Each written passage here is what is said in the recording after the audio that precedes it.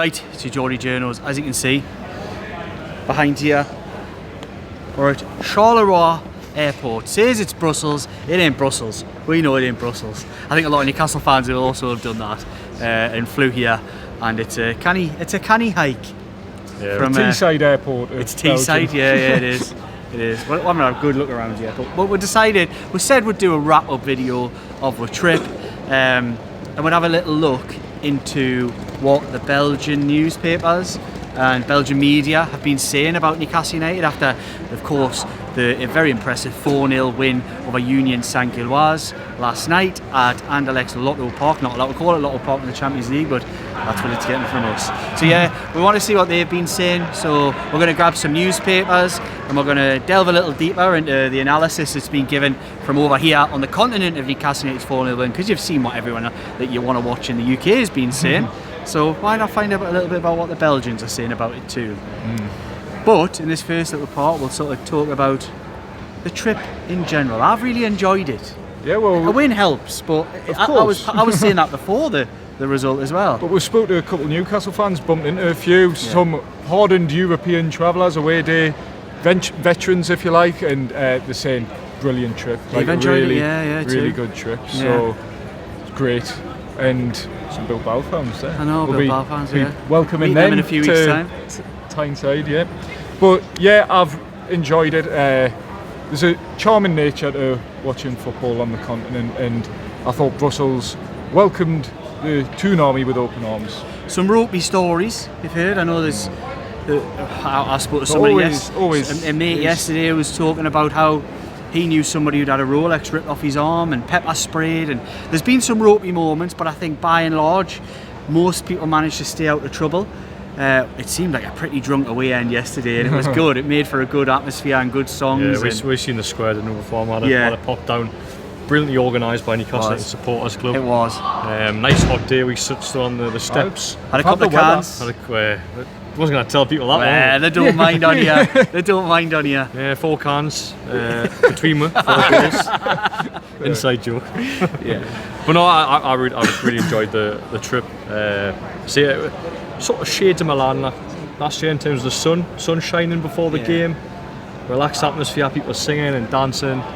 Great away end yesterday. Football's flying about. I know, yeah. It's dangerous, that one. Someone got booted in the head, didn't they? Did I? That was the moment of the day for me. Was when somebody quite inebriated. I can't even say it. You say it for his dog. No.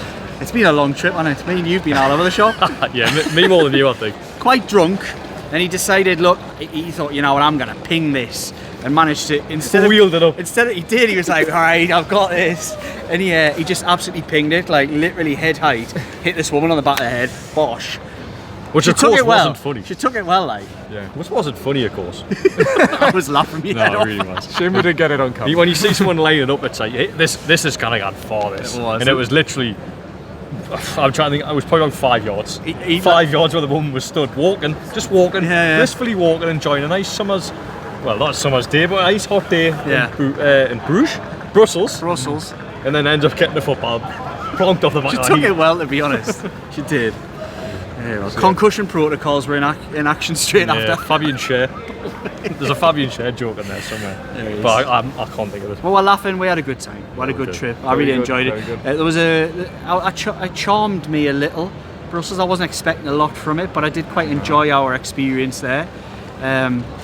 Little bit of culture. There's a little bit of culture too, not a huge amount. I think in the main square area and where the Newcastle fans were right next to it, that's a nice place. Nice beers, nice pubs. Yes, that's what it's there for. I think it caters well to a football away trip, and that's exactly what we got. We played a blinder. I think we played a blinder on this trip. Do you think? I think obviously the day we got here, I think 24 hours out sleep in the end. I was begging Liam. I was Liam, let's go home, please. Tuesday night, Liam, I need to go. I'm so tired.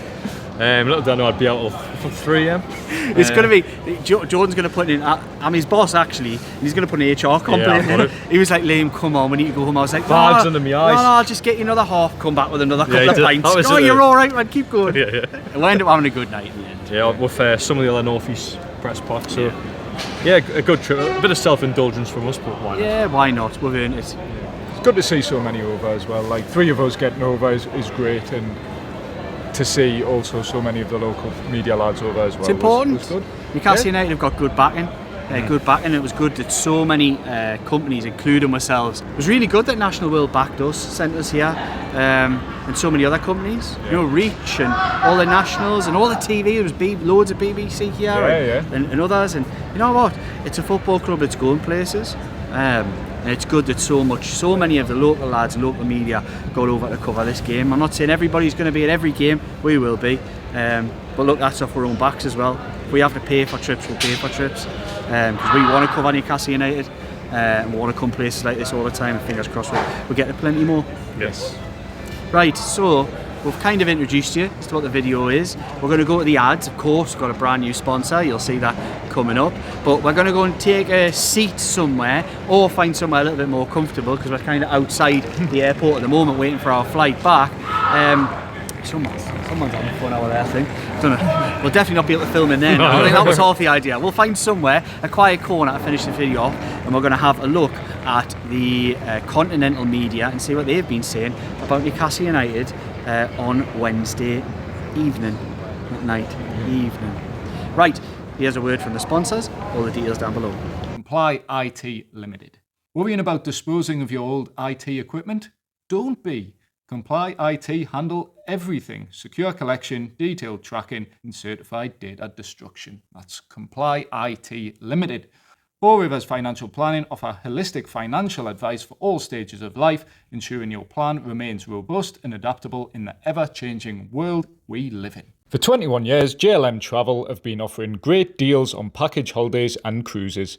Plus low deposits and free kids places are available. Branches at Maingate, Team Valley and Front Street, Wickham. Right, Geordie Journals, we're back. We're inside Charleroi Airport, which is, unfortunately, they told us it was Brussels. It ain't Brussels, is it? As we've said previously. You might be able to sort of see, we're kind of going to give you a view of the runways and things going on, but the lighting was really bad. So we've kind of tilted in so you can see this half-painted wall inside the airport behind us. Right, we're going to talk a little bit about what the Belgian media have said about Newcastle United's 4-0 win over Union Saint-Gilloise. And Dom, you've really been brushing off that. I was brushing off a little bit of GCSE French, and your Russian didn't come in handy, did it? No. But you've managed to decipher between us, and a little bit of help from you. How far did your French go? Bonjour. Oh well, Merci. Yeah, so we got a copy of the local Belgian or Brussels newspaper, and Union Saint-Gilloise are not Brussels' club, if you know what I mean. Yeah. The Anderlecht was still the back pages, so this is almost like... They had a little sort of bit on the front though, didn't they? Yes, big game. It's their first ever Champions League game in Brussels, albeit not at their home ground, at Anderlecht's home ground, such as the nature of theirs. But yeah, there was the piece written in... La Capitale. La Capitale, yes, from the chief football writer, Frederic Larsemont. Oh yeah, Frederic Larsemont. Yes, and the headline Chief was... Foot. Yes, the headline was Newcastle bringing Union back to earth, which is good to see, because that's what happened. The piece really went in depth in it about almost like how it was such a humbling Newcastle were the team to dish out a humbling experience to a team that was very, very used to performing at a very high level, particularly in Belgium. They've been Belgium's premier team. Although they only won the title for the 12th time, which is what I learned yesterday, 11 titles, they were the biggest team in Belgium in the first part of the last century. Then really dropped off a cliff in the 1970s and then never seen again until very recently, until Tony Bloom sort of came in and waved his magic wand, didn't he? Which he's doing at Hearts at the moment as well. You can tell we're in an airport now. We're going to get an announcement in French. 2 seconds, I can understand this. It says Nick Waltemore as mint. No, so the big thing about it is they're talking about how it's been a humbling experience. Actually, we talked about this, it feels weird for Newcastle United to be the humbling experience, doesn't it? Yeah, massively. I'll just have... 2, he was at gate 9. Yeah, go. Chaos at the Johnny Jones. This has to stay in because this is it. This is us. airport content. Yeah, it is. Just speak louder. Right. What was the question? Right. Oh, the humbling. Humbling experience. Yeah. So we had at Newcastle United, the team to dish out a humbling experience to some other club in Europe. Maybe we're not used to it as sort of we're not one of the, well, we are one of the big clubs in England, but historically in terms of European football, We've got a heritage, but not a huge one. Yeah. Well, it's usually a Manchester United or an Arsenal that are doing the humbling, but it just shows that how sort of highly ranked the Premier League is and how difficult it is to play against Premier League teams. And Newcastle rocked up, not in the best of form really. No. If you start the season, question marks over can they score goals, etc. And Newcastle totally wiped the floor them. Yeah. Totally wiped the floor them. And I think you got, to be fair, I think you've got to give Newcastle credit for that. Because it would have been quite easy to turn up and not put in that performance, given all of sort of the outside noise, if you like. But did Newcastle play at the full capabilities yesterday? Don't think so. I don't think they had to. Yeah, that's the point I was coming on. And that comes back to that piece by, what was his name? Frederick Larsimon. He said that it was like a reality check. That's what it was, because they flew so high. I think one of the things he said, rough translation, was they flew so high against PSV. They were like, we arrived in the Champions League and had the wings clipped by Newcastle United, who dealt them a reality check in the Champions League, which is nice to see, because Newcastle's Champions League heritage is limited but improving. And I think it goes to Jordan's point, the Premier League holds so much weight, and that's why Newcastle's coefficient, if you like, is dictated by the fact of a Premier League club. That's why it's better than the likes of certain teams. I think Union Saint-Gilloise have a higher one, but because of their achievements in different competitions. Yeah, they've done better previously. One of the things that he pointed out, he was determined not to give the goal to Nick Voldemort, wasn't he? You didn't like that, no, I don't like that at all. He said it was a Kevin McAllister own goal, though officially credited to Nick Voldemort by UEFA. Maybe being a fellow journalist, I give him credit. Maybe he was filing prior to the final whistle. Maybe he was doing it like bit by bit, because he needs to be, because it was on the big screens. It was Nick Voldemort, and it got corrected fairly quickly on the big screen, because we thought it was a. It was. We thought it was a Kevin McAllister own goal as well. I didn't. I called it straight. No, I never said it was no goal. Did you call I shouted straight away. That's Voldemort. Did you? You just were going, no, I did, didn't I? Liam did. I was convinced it was a deflected Tonali goal off the defender. Yeah. But it was goal-wide, so it's a Tonali goal. But the replay is sure it's a Nick Voldemort, completely hits off his. He tries to catch it with the instep, but does catch it with the toe, which is why it goes in the direction it does. But every bit of that he meant. Yeah, I'm not. You took a little bit more convincing. I think it's outstanding, and I think how good he is with his feet proves that. He can do things that others can't with his feet. That thing he did in the centre circle where he has 4 men around him, that wasn't accidental. But look, this is the bit that I was going to come on to. You've got Belgian journalists not want to give him credit.